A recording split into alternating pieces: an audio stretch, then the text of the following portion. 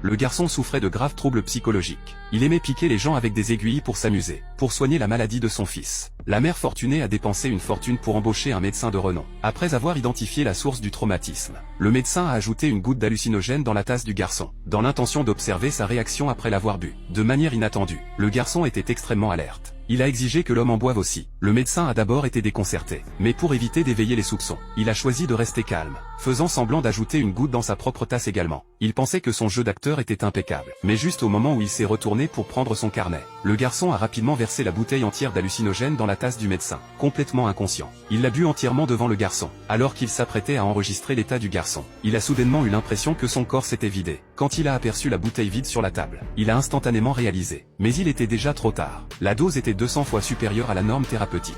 En un instant, des hallucinations bizarres ont dévoré le médecin. Toute la pièce a commencé à se tordre et à se déformer, comme si son âme était sur le point de s'échapper de ses fesses. Personne ne sait combien de temps s'est écoulé. Le garçon mentalement instable a soudainement hurlé, accusant Dieu de lui avoir volé ses bras à l'instant. Il a rapidement couru dehors pour le poursuivre. Quand il est revenu, il était couvert de sang, portant 2 bras coupés, et s'est dirigé droit vers le médecin. Il a exigé que le médecin lui couse les 2 bras coupés sur le corps, avant même que les mots ne soient terminés. Il a effectivement coupé ses propres bras, puis a forcé le médecin à lui coudre ceux qu'il avait apportés. Pendant le processus de suture, le garçon n'a pas arrêté de rire hystériquement, si effrayé que le médecin s'est enfui pris de panique.